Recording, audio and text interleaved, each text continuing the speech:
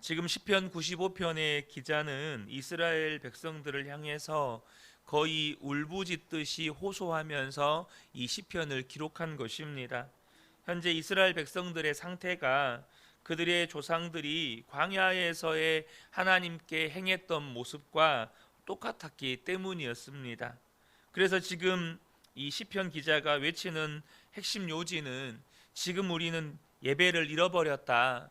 그러다 우리 다 망한다. 이제라도 정신 차려서 예배를 회복하자. 그렇게 호소하고 있는 것입니다. 사랑하는 성도 여러분, 꼭 기억하시면 좋겠습니다.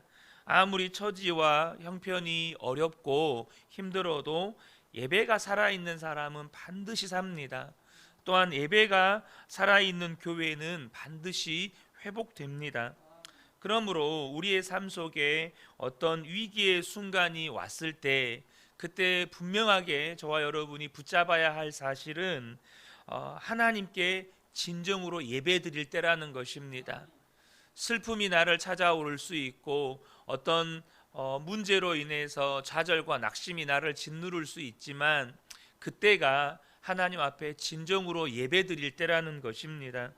우리가 다양한 삶의 어려움들을 만날 때 반드시 우리의 예배를 점검하셔야 합니다. 나의 예배는 지금 나의 예배는 어떠한가? 나는 하나님 앞에 예배 드릴 때 충만함으로 예배 드리고 있는가? 정말로 내 안에 하나님을 예배하는 기쁨이 있는가? 내 안에 예배의 즐거움이 있는가?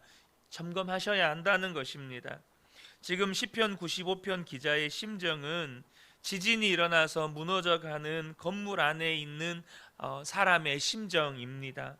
지금 이스라엘 백성들이 그렇게 무너져가고 있는 거예요.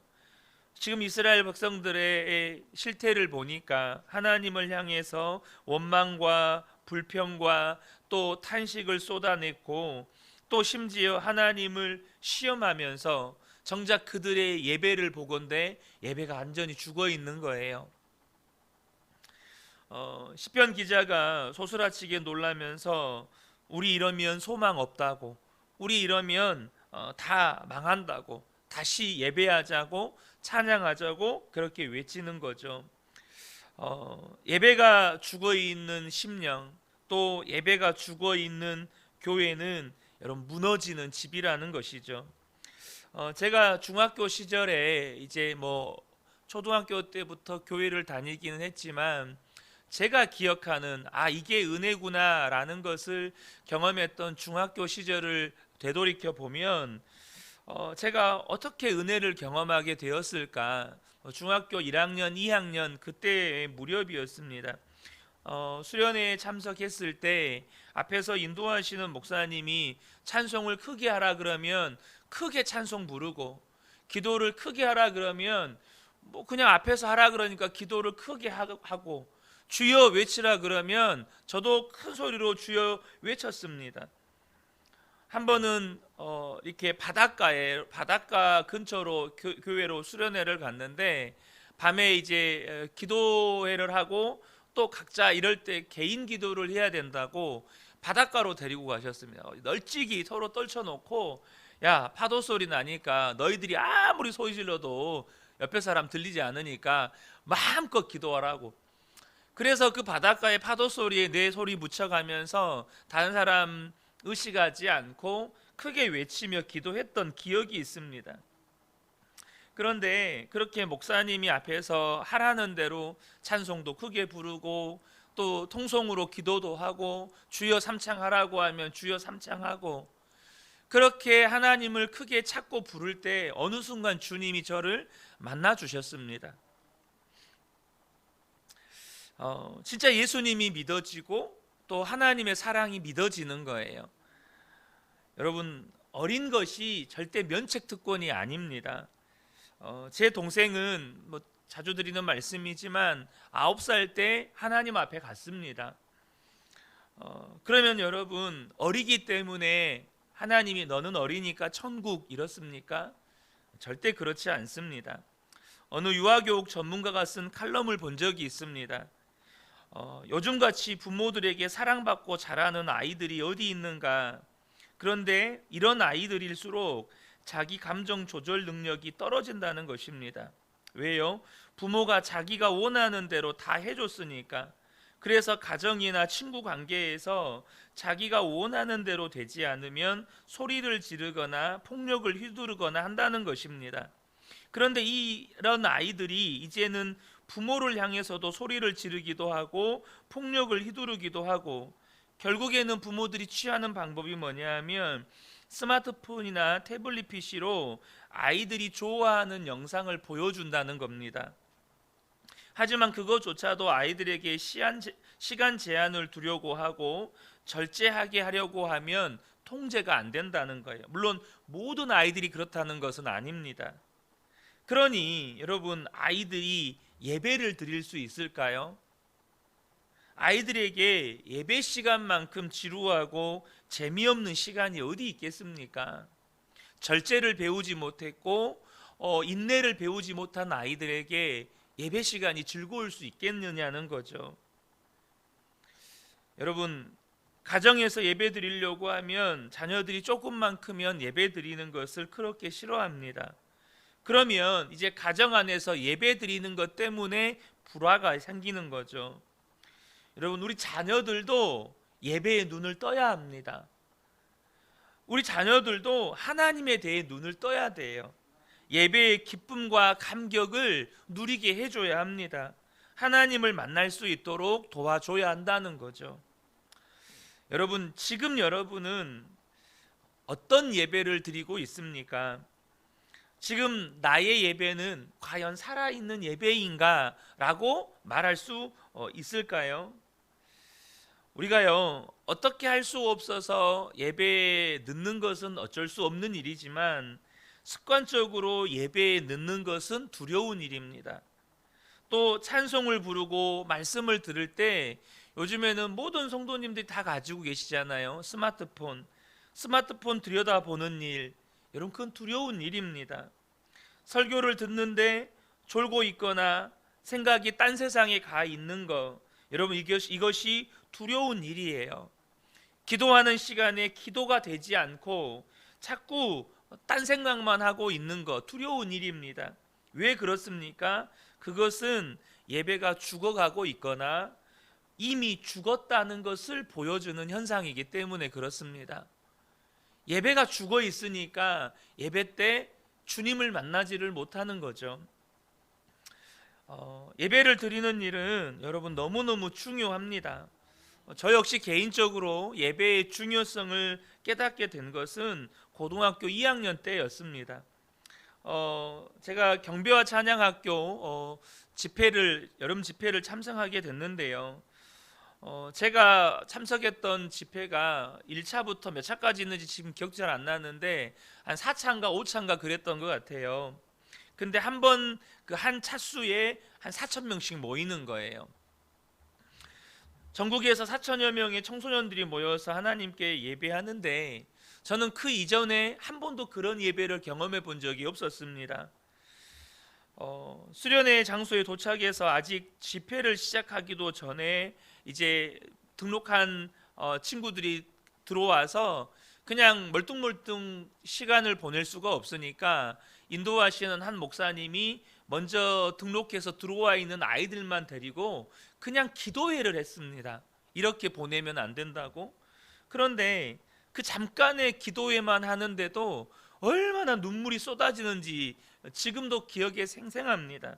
지금 생각해 보면 그 한 번의 집회를 위해서 얼마나 많은 스태프들과 또 목회자들이 기도와 눈물로 준비했었나. 어떻게 준비했길래 그 자리에 들어가기만 해도 그런 압도적인 하나님의 임재를 경험할 수 있나, 그런 생각이 들 정도입니다. 그곳에서 드려졌던 3박 4일의 집회가 제가 이전까지 경험했던 수련회는요, 물놀이가 반드시 있어야 되고 또 레크레이션 시간이 있어야 되고 항상 그랬거든요. 근데 그 3박 4일 동안에 드리는 그 시간에는요, 예배만 드렸습니다. 중간중간에 잠깐의 쉬는 시간은 있었지만 놀기 위한 시간은 단 1시간도 없었고요. 잠깐 밥 먹고 화장실 갔다 오면 아이들이요, 어떻게든 앞자리에 앉으려고 밥만 먹고 와서 뛰어와서 문 앞에 줄을 서고 대기를 하는 겁니다. 왜냐하면 4천 명이니까 제일 앞에서 예배 드리고 싶어서. 저도 앞에 앉으려고 교회 동생들 데리고 빨리 가서 밥 먹고 또 뛰어와서 줄을 섰던 기억이 있어요. 뭐 때문일까요? 은혜를 사모하기 때문입니다. 여러분, 이게 예배라는 거예요. 은혜 받고 싶어서 가장 앞자리에 앉고 싶어서 줄 서는 거.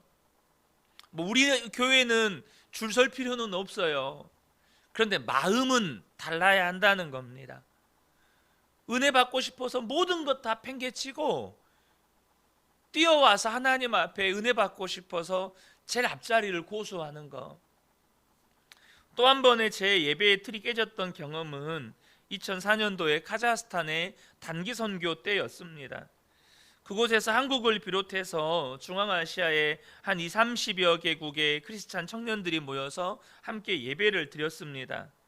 저는 그때 계시록 말씀에 나오는 나라와 민족과 방언들이 주님의 보좌 앞에서 찬양을 드린다는 것이 무슨 의미인지 성경 말씀으로 머리로는 알고 있었지만 실제로 경험해 보지는 못했어요. 근데 그것을 그때 경험했습니다. 모든 민족과 언어와 백성과 방언들이 오직 한 분 어린 양 대신 예수 그리스도를 너무나 기뻐하고 즐거워하고 뛰면서 예배하는 거예요. 한 번도 만난 적도 없고 언어도 몰라요. 그들의 언어도 알아들을 수도 없고, 그런데 한 분 예수 그리스도를 너무너무 기뻐하며 즐거워하며 찬양하는 겁니다. 찬양은 러시아어로 부르고 자막은 영어로 나오고 한글로 나오고, 근데 각자의 말로 부르는 거죠. 각자의 말로 부르는데 얼마나 기뻐 뛰면서 찬양하는지 몰라요. 사랑하는 성도 여러분, 우리의 예배가 살아있는 예배가 되기를 축복합니다. 사실 우리가 예배만 제대로 드릴 수 있어도 우리의 삶에 부족한 것이 없게 돼요. 왜 그렇습니까? 예배의 주인이신 예수 그리스도를 만나게 되기 때문입니다. 서양 속담에 이런 속담이 있어요. 세상에서 가장 풀기 어려운 수학 문제가 무엇인지 아는가? 그것은 하나님이 내려주신 복을 세는 것이다. 이 속담에는 두 가지 의미가 담겨 있다고 생각을 합니다. 먼저는 하나님이 주신 은혜가 너무 많아서 세기가 어려운 거예요. 그런데 또 하나는 우리의 마음이 너무 완고해서 하나님이 주신 은혜를 받고도 모른다는 겁니다. 은혜를 받았는데 마음이 완고해지니까 모른다는 거예요. 그런데 이 완고해진 마음이 어디에서 풀어집니까? 예배를 통해서 주님을 만날 때 우리의 완고함이 다 녹아지는 겁니다. 그리고 우리의 삶에 하나님이 베푸신 은혜들이 보이기 시작하는 거예요. 하나님이 베푸신 은혜들이 보일 때 진정한 감사가 시작되고 진정한 찬양이 시작이 되는 겁니다. 하나님이 내게 무슨 은혜를 주셨지? 여러분, 우리가 어떤 처지와 형편에 있든지 이미 받은 은혜, 또 지금 받고 있는 은혜를 잊어버리면 큰일입니다. 하지만 저와 여러분이 하나님이 주신 은혜를 깨닫게 되면 어떤 형편에서도 찬송하게 되고, 그러면 사는 거예요. 영혼이 살고 그리고 인생이 바뀌는 거죠. 시편 137편은 바벨론 포로 시절에 이스라엘 백성들의 애환이 담겨 있는 시편입니다. 그들이 바벨론으로 끌려가서 바벨론의 한 강변에서 통곡을 하고 울었습니다. 왜요? 나라가 망했거든요. 일제시대 우리나라는 일본이 침략해 왔지만 이 바벨론 포로들은요, 아예 자기 나라가 예루살렘 성까지 다 회파가 되고 자기가 보는 눈앞에서 아버지, 어머니, 친구들 다 죽고, 그리고 이 머나먼 수천 킬로 떨어져 있는 이 바벨론까지 끌려온 거거든요. 그러니까 굳이 비교해서는 안 되겠지만 굳이 비교를 한다면 우리가 일제 강점기 때 당했던 수모와 치욕과는 비교할 수 없을 만큼 이 바벨론 포로 시절의 이스라엘 백성들의 처지가 여러분 너무너무 고통스러웠다는 것입니다. 그렇게 바벨론 강변에서 통곡하고 올 때 바벨론 사람들이 이스라엘 백성들에게 말을 겁니다. 뭐라고 말을 거냐면 너희들이 성전에서 불렀던 노래 한번 불러봐. 야, 너희들 신들에게 불렀던 노래 한번 불러봐. 이러는 거예요. 그런데 그들은, 이 이스라엘 백성들은 이 바벨론 사람들 앞에서 도저히 하나님께 불렀던 찬송을 부를 수가 없었습니다. 시편 137편 4절에 보면 우리가 이방 땅에서 어찌 여호와의 노래를 부를까? 바벨론 사람들이 술 한주감으로 자기들의 신이 여호와보다 더 크다는 것을 과시하려고 너희들 신들 앞에서 불렀던 노래 한번 해봐봐. 마치 우리가 뭐 장기 자랑할 때 노래 시키잖아요. 그런 노래하는 것처럼 그렇게 했을 때 그들은요, 그런 일에 수모를 겪고 어려움을 겪으면서 악기는 버드나무에다 걸어놓고 입을 열지 않았다고 시편에 기록이 되어 있습니다. 어떻게 하나님을 조롱하는 바벨론 사람들 앞에서 하나님을 찬송을 부를 수 있을까요? 그런데요, 시편 137편을 보면 그들이 아예 찬송을 안 부른 것은 아닙니다. 6절을 보면 내가 예루살렘을 기억하지 아니하거나 내가 가장 즐거워하는 것보다 더 즐거워하지 아니할진대 내 혀가 내 입천장에 붙을지로다. 그들의 마음 가운데 예루살렘을 향한 사모함과 하나님의 성전을 향한 사모함이 얼마나 컸던지, 내가 이러한 고통과 이러한 수모와 이러한 아픔 가운데 있지만 내가 하나님을 찬양하지 않으면 내 혀가 입천장에 붙어버리는 것이 낫겠다. 마치 안중근 의사가 하루에 독서를 하루라도 하지 않으면 입안에 가시가 돋친다, 이런 말을 한 적이 있다고 하잖아요. 그것과 비슷하게 내가 하나님을 찬송하지 않는다면 내 혀가 입천장에 붙어버리는 게 낫겠다, 이런 결단과 각오의 고백을 올립니다. 그들끼리 모였을 때, 바벨론 사람들이 없는 그들 이스라엘 백성들끼리만 있었을 때는 그렇게 하나님을 찬송하고 하나님을 예배했다는 거예요. 그 고통과 수모와 아픔 속에서도 하나님을 간절함으로 예배했다는 것입니다. 그들의 고백은 그 어떤 즐거움보다도 예루살렘을 바라보는 것보다 즐거울 수 없다는 거예요. 이 땅에 주는 어떤 즐거움보다 하나님을 바라보고 하나님을 찬양하는 즐거움에는 비교할 수 없다는 것입니다. 그들은 바벨론 포로로 잡혀갔을 때 예루살렘에 있지 않았지만 여전히 예루살렘 성전을 생각하면서 하나님을 노래했습니다.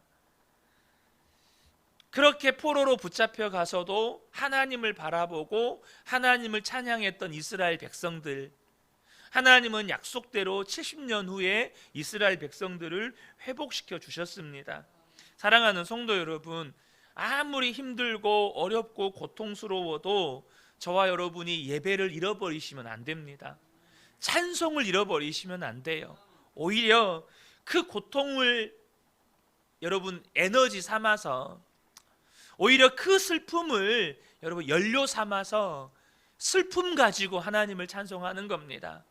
고통 가지고 하나님께 찬송하는 거예요. 그럼 하나님이 어떻게 하십니까? 고통을 다시금 기쁨으로 바꿔주시는 거예요. 그 슬픔을 소망으로 바꿔주시는 겁니다. 우리가요, 우리 성도가 다른 점이 있어요. 여러분, 장례식 때 노래를 부르는 사람들은 예수 믿는 사람들밖에 없어요. 여러분, 다른 불교가 됐든 유교가 됐든 여러분 장례식 때는 노래 안 부릅니다. 근데 이 기독교인들만 장례식 때도 찬송을 불러요. 왜 그렇습니까? 하나님 때문입니다. 하나님 때문이에요. 사랑하는 성도 여러분, 어디를 가도 예배하는 사람들이 성도입니다. 어디를 가도 하나님을 찬송하는 사람들이 성도들이에요. 우리가 살아있는 예배를 드릴 수만 있다면 하나님은 언제든지 역사하십니다.